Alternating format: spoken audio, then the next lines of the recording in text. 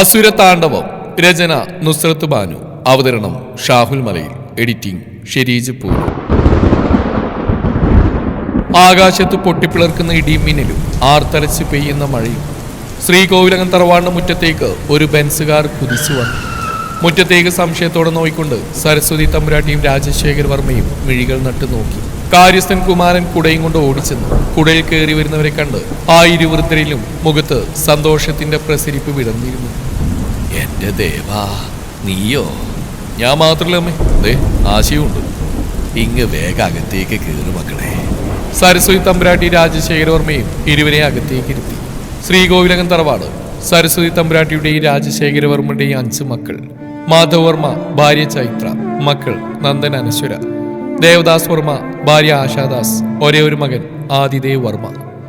സുരേന്ദ്രവർമ്മ ഭാര്യ സൗമ്യ, മക്കൾ ഹർഷൻ സൗരഭി. ഗൗതമി ഭർത്താവ് വിജയശങ്കർ, മക്കൾ വസുമതി വാസന്ത്. മധുമതി ഭർത്താവ് വേണുഗോപാൽ, മക്കൾ കനിഹ പ്രീതി. ഓ, ഇപ്പോഴെങ്കിലും ഈ അച്ഛനെ അമ്മയും കാണാൻ വരാൻ തോന്നിയല്ലോ നിങ്ങൾക്ക്. അമ്മക്ക് അറിയില്ല അവിടുത്തെ തിരക്ക്. മതി, എനിക്കൊന്നും കേൾക്കണ്ട. സരസ്വതി തമ്പുരാട്ടി ദേവദാസിനെ പറയാൻ അനുവദിക്കാതെ തടഞ്ഞു. വീണ്ടും ആരെയോ പ്രതീക്ഷിക്കും പോലെ അവർ ഗേറ്റിലേക്ക് നോക്കി. അമ്മ നോക്കണ്ട, അവര് വന്നിട്ടില്ല. ആശ പറയുന്ന കേട്ട് ആ അമ്മയുടെ മുഖം മങ്ങിയിരുന്നു. അല്ലേലും എനിക്കറിയാം അവൻ വരില്ല. നീ പഠിക്കാൻ വേണ്ടി ഇവിടുന്ന് പോയപ്പോ തൊട്ട് 7 വയസ്സ് വരെ അവനെ നോക്കിയതേ ഈ ഞാനാ. ഇപ്പൊ വലിയ അറിയപ്പെടുന്ന ബിസിനസ്മാൻ ആയപ്പോ ഈ മുത്തശ്ശിയുടെ അടുത്തേക്ക് വരാൻ പോലും അവന് സമയമില്ല. എന്തിനു പറയുന്നു, ആദ്യം എന്നും പറഞ്ഞ് ഇവിടുന്ന് ഒരുത്തം പോയിട്ട് 6-7 വർഷമായി. അവൻ പോലും പിന്നെ ഇങ്ങോട്ട് വന്നിട്ടില്ല. അവന്റെ വാലും പിടിച്ച് നടക്കില്ലേ. കൊച്ചുമക്കളെ കുറിച്ചുള്ള അമ്മയുടെ പരാതി കേട്ട് ഇരുവരും ഒന്ന് പുഞ്ചിരിച്ചു. ആഹാ, ആരെയും വന്നേക്കുന്നേ? ഇരുവരെയും കണ്ട് ഗൗതമി പുഞ്ചിരിയോടെ അവന്റെ അടുത്തേക്ക് വന്നു. എന്റെ ഏട്ടാ, എത്ര കാലമായി കണ്ടിട്ട്. ആശേ, നീ ഒരുപാട് മെലിഞ്ഞു പോയല്ലോ. ഏയ്, അങ്ങനെയൊന്നും ചേച്ചി. അല്ല, ആദ്യമോ വന്നില്ലേ? ഇല്ല, അവനവിടെ തിരക്കല്ലേ. അല്ല, അവനിപ്പോ എവിടെയാ? UK-ലോ പാരീസിലോ? പാരീസിൽ നിന്ന് വന്നിട്ട് ഇപ്പൊ 6 മാസമായി. ഇപ്പൊ ഡൽഹി തന്നെ ഉണ്ട്. എന്നാ പിന്നെ അവനിങ്ങോട്ട് കൂട്ടായിരുന്നില്ലേ? ഞങ്ങൾ വിളിച്ചതാ, ഇപ്പൊ വരുന്നില്ല എന്ന് പറഞ്ഞു. അവിടെ ഈ വർഷത്തെ മോഡലിംഗ് ഫൈനൽ ഇവന്റ് നടക്കുവാന്ന്. അവൻ അത് കഴിഞ്ഞ് വരും. നേരത്തെ ടിക്കറ്റ് എടുത്തുകൊണ്ട് ഞങ്ങളിങ്ങ് പോകുന്നു. സത്യാണോ ദേവാ? എന്റെ ആദ്യം നന്ദനും വരുമോ? തന്റെ കൊച്ചുമക്കളെ കാണാനുള്ള കൊതിയോടെ സരസ്വതി തമ്പുരാട്ടി ചോദിച്ചു. അവര് വരുമമ്മേ, ഞാൻ വരാൻ പറഞ്ഞിട്ടുണ്ട്. മറുപടി പറഞ്ഞുകൊണ്ട് അങ്ങോട്ട് കയറി വന്നു മാധവൻ. ഇവിടുത്തെ കമ്പനിയൊക്കെ കുറച്ച് താളം തെറ്റി നിൽക്കുന്നുണ്ട്. അതൊന്ന് കയറ്റി നിർത്താൻ അവരെ കൊണ്ടേ പറ്റൂ. നന്ദനെ വിളിച്ച് ആദ്യം കൊണ്ട് ഇങ്ങോട്ട് വരാൻ പറഞ്ഞിട്ടുണ്ട് അമ്മേ. ഒരാഴ്ചക്കുള്ളിൽ അവരിങ്ങെത്തും. പിന്നെ ഒരു 6-7 മാസം അവരുടെ അമ്മയുടെ കൂടെ ഉണ്ടാവും. അതുപോലെ. എന്റെ ഭഗവതി, നീ എന്റെ പ്രാർത്ഥന കേട്ടു. സരസ്വതി തമ്പുരാട്ടി മനസ്സുരുകി സന്തോഷിച്ചു. എല്ലാവരും പിന്നീട് വിശേഷങ്ങൾ പങ്കിട്ടിരുന്നു. ഗൗതമി വേഗം അകത്തേക്ക് ഓടിച്ചെന്നു. അടഞ്ഞുകിടക്കുന്ന ഡോർ തുറന്ന് മുന്നോട്ട് നോക്കി. മോളെ വസുമതി. ചുമരിൽ തൂക്കി വെച്ച ആദിദേവന്റെ ഫോട്ടോയിലേക്ക് മുഖം അടുപ്പിച്ച് ആ ഫോട്ടോയിൽ വിരൽ തലോടി നിൽക്കുന്നവളെ നോക്കി വിളിച്ചു ഗൗതമി. തന്റെ അമ്മയുടെ വിളിയൊന്നും അവൾ കേൾക്കുന്നുണ്ടായിരുന്നില്ല. എടി മോളെ വസു, നീ അറിഞ്ഞോ? ദേ, അവൻ വരാൻ പോവാ. അവനൊരാഴ്ചക്കുള്ളിൽ വരുന്നു. എന്റെ മോളുടെ ആദി. ഗൗതമിയുടെ വാക്കുകൾ കേട്ടതും വസുമതി തിളക്കമാർന്ന പുഞ്ചിരിയോടെ തിരിഞ്ഞു നോക്കി. എന്താ അമ്മേ പറഞ്ഞേ? അതേ മോളെ, ദേ ആശയ അങ്കിളൊക്കെ വന്നിട്ടുണ്ട്. മാധവേട്ടൻ പറഞ്ഞ ഇപ്പൊ മാത്രമല്ല, വന്ന ഒരു 6-7 മാസം ഇവിടെ ഉണ്ടാവുന്നു. ഇത് മതി മോളെ നമുക്ക്. നിന്റെ ഈ സൗന്ദര്യം കൊണ്ട് അവനെ വീഴ്ത്തണം. എന്നിട്ട് അങ്ങ് ഡൽഹിയിൽ അവന്റെ ആ ബ്ലൂ മാൻഷനിലെ രാജകുമാരി ആവണം എന്റെ മോള്. പലപ്പോഴും മാധവേട്ടനും അച്ഛനും അമ്മയൊക്കെ പറയുന്ന നമ്മ കേട്ടിട്ടുണ്ട്. അതൊരു നീല കൊട്ടാരാണെന്ന്. അവിടുത്തെ റാണിയായിട്ട് എന്റെ മോള് വേണം ചെല്ലാൻ. അവനിവിടുന്ന് പോകുമ്പോ അവന്റെ കൂടെ അവന്റെ ഭാര്യയായിട്ട് എന്റെ മോളും ഉണ്ടാവണം. അതിനെന്താ അമ്മ ഇത്ര സംശയം? ഈ നാട്ടിൽ എന്നെക്കാൾ സുന്ദരിയായ മറ്റൊരു പെൺകുട്ടി അമ്മയൊന്ന് കാണിച്ച കഴിയോ അമ്മയ്ക്ക്? ഇല്ല. അപ്പൊ പിന്നെ എന്റെ ആദ്യം എനിക്ക് മാത്രമല്ലേ കിട്ടുക അമ്മേ? വല്ലാത്ത ഭാവത്തോടെ ആദിയുടെ ഫോട്ടോയിലേക്ക് നോക്കി പറഞ്ഞു അവൾ. സൗന്ദര്യം കൊണ്ട് അവളെ വെല്ലാൻ ആ നാട്ടിൽ ആരുമില്ലെന്ന വിശ്വാസമാണ് അമ്മയ്ക്കും മകൾക്കും. ശരിയാണ്, വസുമതി അത്രമേൽ സുന്ദരിയാണ്. അതിന്റെ എല്ലാ അഹങ്കാരവും അവളിൽ നിറഞ്ഞു തന്നെ നിൽക്കുന്നുണ്ട്. ടേബിൾ എല്ലാവരും കൂടെ ഒരുമിച്ച് കഴിക്കാനിരുന്നാണ്. അല്ല, എനിക്ക് നിങ്ങളോടൊരു കാര്യം ചോദിക്കാനുണ്ട്. സരസ്വതി ആശയും ദേവദാസിനെ നോക്കി പറഞ്ഞു. എന്താ അമ്മേ? അല്ല, ഇവിടെ പിള്ളേരൊക്കെ ഇടയ്ക്ക് പറയുന്ന കേട്ടു എന്റെ ആദിമോൻ അവിടെ അധോലോകത്ത് എന്തോ ഇരട്ടപ്പേരൊക്കെ ഉണ്ടെന്ന്. എന്തോ അസുരൻ എന്നോ മറ്റോ. എന്റെ അടുത്തുനിന്ന് അവനെ കൊണ്ടുപോയത് ഇതിനായിരുന്നോ ദേവാ? എന്റെ അമ്മേ, ഇതൊക്കെ ആളുകൾ വെറുതെ പറയുന്നതോടൊപ്പം ദേവദാസ് മാധവനെ ഇരുത്തി നോക്കി. നീ അവനെ നോക്കൊന്നും വേണ്ട, ഇങ്ങ വരട്ടെ, കാണിച്ചു കൊടുക്കുന്നുണ്ട് ഞാൻ. എന്റെ അമ്മേ, അമ്മക്ക് അവന്റെ റേഞ്ച് അറിയാനിട്ടാ. ഇന്നത്തെ അവന്റെ ഈവന്റ് വീഡിയോ കുറച്ച് കഴിഞ്ഞ് എത്തും. അപ്പൊ കാണിച്ചു തരാം. ഓ എനിക്കൊന്നും കാണേണ്ട, എനിക്ക് എൻ്റെ ആദ്യ നന്ദനെ നേരിട്ട് കണ്ടാൽ മതി. എല്ലാവരും അമ്മയെ നോക്കിയൊന്ന് പുഞ്ചിരിച്ചു. ഡൽഹിയിലെ ഹൈ ക്ലാസ് സ്റ്റാർ പ്ലാസ ഓഡിറ്റോറിയത്തിൽ ആർപ്പ് വിളികളും ആഘോഷ കലാശക്കൂട്ട് തന്നെ നടക്കുന്നുണ്ട്. Hi ladies and gentlemen, this 2K20 for the winner of Yash Fashion Show is none other than our RK group who won the best top position in modeling.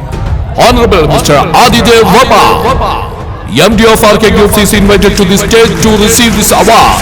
Mr. Aditya Verma, please welcome to the stage. കയ്യിലെ തിളങ്ങുന്ന വെള്ളി bracelet ഒന്ന് തിരിച്ച് പ്രൗഢിയോടെ എഴുന്നേറ്റ് സ്റ്റേജിലേക്ക് ചൂടുകൾ വെക്കുമ്പോൾ അവനെ നോക്കുന്ന പെൺതരികളുടെ എല്ലാം ചുണ്ടിൽ നിറഞ്ഞ പുഞ്ചിരിയായിരുന്നു. വർണ്ണക്കടലാസുകളും ലൈറ്റുകളും അവനു വേണ്ടി ആ ഓഡിറ്റോറിയത്തിൽ ആർപ്പ് വിളികൾ ഉയർന്നുകൊണ്ടിരുന്നു. അവാർഡ് വാങ്ങി കാണികൾക്ക് മുമ്പിൽ കൈയോർത്തി കാണിച്ച് അവിടുന്ന് തന്റെ സീറ്റിലേക്ക് ചെന്നിരുന്നു.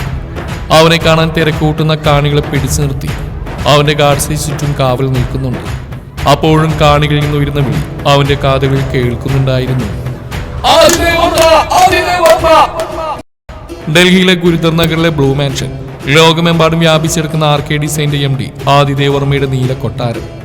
ആഡംബര പ്രൗഢി വിളിച്ചോന്ന തന്റെ മുറിയിലെ ബാൽക്കണിയിലെ ബീൻ ബാഗിലിരുന്ന് ലിക്കർ ബോട്ടിലെടുത്ത് വായിലേക്ക് ഒഴിച്ചു.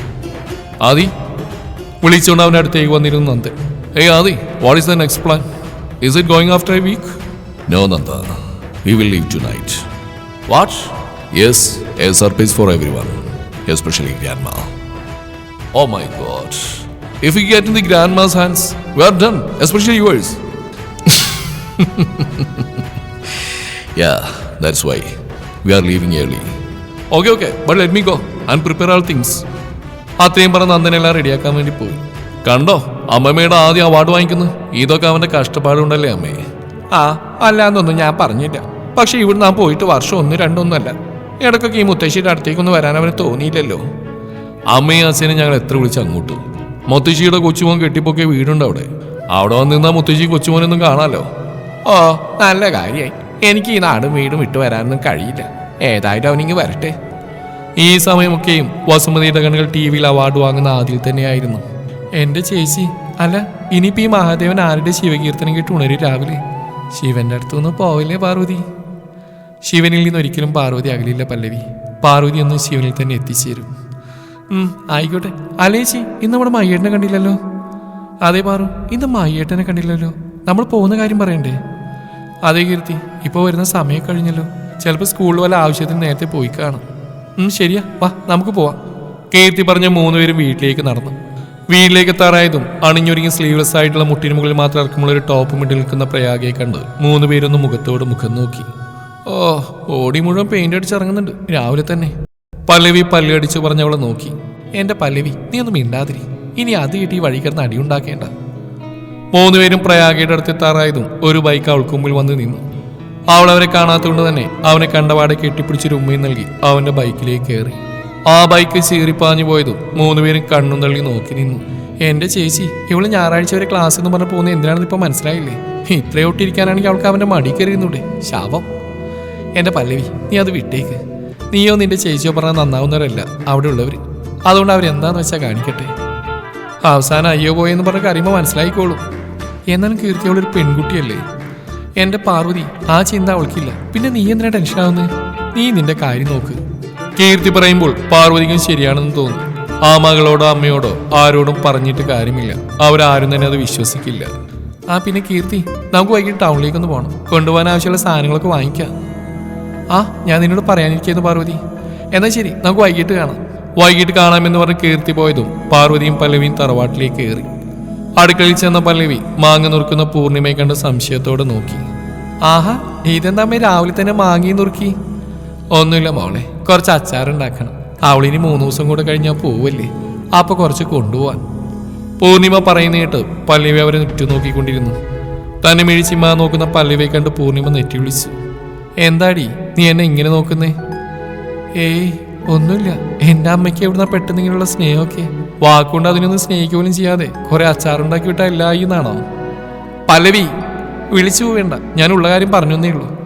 അമ്മ ചേച്ചിയെ വേണ്ട പോലെ സ്നേഹിച്ചിരുന്നെങ്കിൽ ചേച്ചി ഇങ്ങനെ പോവേണ്ടി വരില്ലായിരുന്നു. പൂർണിമയുടെ മുഖം കറുപ്പിച്ച് അവൾ ഹാളിലേക്ക് പോയി. ശരിയാ പല്ലവി, എനിക്കും തോന്നാറുണ്ട് അവൾ എന്ത് തെറ്റ് ചെയ്തു. പക്ഷെ എൻ്റെ മഹിയേട്ടൻ്റെ മുഖം ഓർക്കുമ്പോൾ എന്തോന്ന് എന്നെ പുറകിലേക്ക് വലിക്കും പോലെ. സ്വയം ഓരോന്നോർത്തുകൊണ്ട് തുളുമ്പി വന്ന കണ്ണുകളെ തുടച്ച് പൂർണിമ തന്റെ ജോലിയിലേക്ക് തിരിഞ്ഞു. അടുക്കളയിൽ ജോലി ചെയ്യുന്ന ശാരദ ഇതെല്ലാം നോക്കിക്കൊണ്ട് പൂർണിമയുടെ അടുത്തേക്ക് ചെന്നു. അല്ല തമ്പുരാട്ടി, വേണമെങ്കിൽ അച്ചാറ് ഞാനിടാം. വേണ്ട ശാരദേ, ഞാനായിക്കോളാം, നീ നിന്റെ ജോലി ചെയ്തോ. തമ്പുരാട്ടി എന്ത് ചിന്തിച്ചാലും ഞാനൊരു കാര്യം പറയാം. മേലെടുത്ത് നമ്പൂരി പറഞ്ഞൊന്നും തെറ്റാറില്ല. പാർവതി മോളുടെ കാര്യത്തായി ശരിയെന്നതിന് ഏറ്റവും തെളിവ് ജനിച്ച പാടെ അവിടെ അച്ഛൻ മരിച്ചു തന്നെയാ. ഇപ്പൊ ഇതേ ഇനി ഈ വീട്ടിലൊരു മരണം സംഭവിക്കുന്നു പറഞ്ഞേക്കുന്നു. കഴുത്തിലെ താലി പോവാതിരിക്കാൻ ദൈവങ്ങളോട് നന്നായിട്ട് പ്രാർത്ഥിക്കുക തമ്പുരാട്ടി. ശാരദയുടെ വാക്കുകൾ കേട്ട് പൂർണിമയ്ക്ക് എന്ത് പറയണമെന്നറിയാതെ നുറുക്കിക്കൊണ്ടിരുന്ന മാങ്ങ ഉടച്ച് മുറിയിലേക്ക് പോയി. സന്ധ്യയായപ്പോഴേക്കും പാർവതിയും പല്ലവിയും കീർത്തിയും കൊണ്ടുപോകാൻ വേണ്ട സാധനങ്ങളെല്ലാം വാങ്ങി തിരിച്ചെത്തിയിരുന്നു. മോളെ പാറു, കൃഷ്ണമൂർത്തി വിളിക്കുന്നതായിട്ട് പാർവതി അടുത്തേക്ക് എന്നു. എന്താ അച്ഛാ? ആ, വേണ്ട സാധനങ്ങളൊക്കെ വാങ്ങിച്ചോ? വാങ്ങിച്ചാ. ആ, എന്നാ ഇത് മോള് വാങ്ങിക്കാത്ത ഒരു സാധന. ഞാൻ ഓഫീസിലെ സ്റ്റാഫിനെ കൊണ്ട് വാങ്ങിച്ചതാ. മോൾക്ക് പറ്റിയോ നോക്ക്. കൃഷ്ണമൂർത്തി നൽകിയ കവർ പാർവതി തുറന്നു. അതിലെ മൊബൈൽ ഫോൺ കണ്ട് പാർവതി അച്ഛനെ നോക്കി. എനിക്കറിയാം മോളിത് വാങ്ങിക്കാണ്ടാന്ന്. ഇവിടുന്ന് പോയ അച്ഛനെയും പല്ലവിയൊക്കെ വിളിക്കണമെങ്കിൽ ഇതാവശ്യമാ മോളെ. എന്നാലും ഇത്ര വലുതൊന്നും വേണ്ടായിരുന്നു അച്ഛാ. ആ, അച്ഛനിത് കുറഞ്ഞു പോയി എന്നാ തോന്നണേ. എൻ്റെ അച്ഛ, ഇത് തന്നെ ധാരാളം. അവളൊരു ചിരിയോടെ അച്ഛനെ കെട്ടിപ്പുണർന്നു. ആ, പിന്നെ മോൾക്കൊരു അക്കൗണ്ട് തുടങ്ങാനുള്ളതൊക്കെ അച്ഛൻ കൊടുത്തിട്ടുണ്ട്. റെഡിയാവാൻ ഒരാഴ്ച പിടിക്കും. മോള് പോയി ഒരാഴ്ച കഴിഞ്ഞ് ലീവിന് വരുമ്പോഴേക്കും എല്ലാം ശരിയാവും. പാർവതി മൂളിക്കൊണ്ട് പറഞ്ഞു. എന്താ മോളെ, മോൾക്ക് എന്തെങ്കിലും അച്ഛനോട് പറയാനുണ്ടോ? ഏയ് ഒന്നില്ല അച്ഛാ, സന്തോഷം കണ്ടാ. എൻ്റെ അച്ഛനും പല്ലവിക്ക് എന്നെ മനസ്സിലാക്കുന്നുണ്ടല്ലോ. പിന്നെ നിങ്ങളുടെ അടുത്തുനിന്ന് പോകുന്നോർക്കുമ്പോൾ ആ, വേണ്ടേ, നമുക്ക് പോവേണ്ട മോളെ. എൻ്റെ മോളെ എൻ്റെ അടുത്തുനിന്ന് പറഞ്ഞുവിടാൻ അച്ഛനൊരു താല്പര്യമില്ല. എനിക്ക് മറ്റുള്ളവരുടെ പെരുമാറ്റം കണ്ട് മടുത്തിട്ട് അച്ഛാ കുറച്ച് മാറി നിൽക്കാൻ തോന്നിയത്. അച്ഛന് മനസ്സിലാവും. മോളെന്തായാലും തീരുമാനിച്ചില്ലേ, ഇനിയിപ്പോൾ ചെന്നിട്ട് എങ്ങനെ നോക്കാം. എൻ്റെ മോൾക്ക് എപ്പോൾ പറ്റുന്നില്ല എന്ന് തോന്നുന്നോ അപ്പം ഈ അച്ഛനോട് പറഞ്ഞാൽ മതി. അത് പിന്നെ പറയാതിരിക്കും അച്ഛാ, ഈ അച്ഛൻ്റെ മോള്. പാർവതിയുടെ സന്തോഷം കണ്ട് കൃഷ്ണമൂർത്തി ഒന്ന് പുഞ്ചിരിച്ചു. പല്ലവി ദേ നോക്ക്. കയ്യിലെ ഫോൺ ടി വി ആണെന്ന പല്ലവിക്ക് നേരെ നീട്ടി പാർവതി. ഹായ്, കൊള്ളാലോ ചേച്ചി, ഇത് എവിടുന്നാ? അച്ഛൻ വായിച്ചെന്നാ. പല്ലവി തിരിച്ചു മറിച്ചെല്ലാം നോക്കി അതിൽ 2 സെൽഫി എടുത്തു. പാർവതിയെ നിർത്തി. രണ്ടുപേരും ഒരുമിച്ചുള്ള സെൽഫി എടുത്തു. ചേച്ചി ദേ ഈ ക്യാമറ പൊളി കേട്ടോ, ഫോട്ടോ ഉണ്ടോ? ഇത് സാംസങ് പുതിയ മോഡൽ ചേച്ചി, നല്ല വില ആണ്. എന്നിട്ട് അച്ഛൻ ഇത് കുറഞ്ഞോ എന്ന് പറഞ്ഞാൽ ഇരിക്കുന്നത്. വായിച്ചി, നമുക്ക് 2 ഫോട്ടോയും കൂടി എടുക്കാം. രാവിലെ ക്ഷേത്രത്തിൽ പോരിങ്ങിട്ട് എൻ്റെ ഫോട്ടോ എടുത്ത് തന്നെ ചേച്ചി. തരാൻ എൻ്റെ പെണ്ണെ, നീ ഒന്ന് അടങ്ങ്. ഇരുവരുടെയും സ്നേഹപ്രകടനവും ഫോട്ടോ എടുപ്പും കണ്ട് ഹാളിൽ നിന്ന് ഫോണിൽ നോക്കുന്ന പ്രയാഗ് ദേഷ്യത്തോടെ മുറിയിലേക്ക് കലിതുള്ളിപ്പോയി. കൃഷ്ണപ്രിയ അലമാരിയിലേക്ക് ഡ്രസ്സെല്ലാം മടക്കി വെക്കുകയായിരുന്നു. പുറകിൽ നിന്ന് ശബ്ദം കേട്ട് കൃഷ്ണപ്രിയ തിരിഞ്ഞു നോക്കി. നീളത്തിൽ ചിതറിക്കിടക്കുന്ന ഫോണും ദേഷ്യത്തോടെ കരിതുള്ളി നിൽക്കുന്ന പ്രയാഗയും കണ്ട് നെറ്റി വിളിച്ചു. എൻ്റെ ഈശ്വര, എന്താ മോളെ ഇത്? കണ്ടിട്ട് എന്താ അമ്മയ്ക്ക് തോന്നിയത്? കണ്ടിട്ട് നീ ഫോൺ എടുത്തെറിഞ്ഞ് പൊട്ടിച്ചു, അത് തന്നെ. ആ, അപ്പൊ അമ്മയ്ക്ക് ആരും മനസ്സിലായല്ലോ. നിനക്ക് തടി ഭ്രാന്തായോ? ആ, എനിക്ക് ഭ്രാന്ത് തന്നെയാ. അച്ഛനൊരു ഏട്ടനുണ്ടായിട്ട് എനിക്കൊരു പൊട്ട ഫോണേ കയ്യിലുള്ളൂ.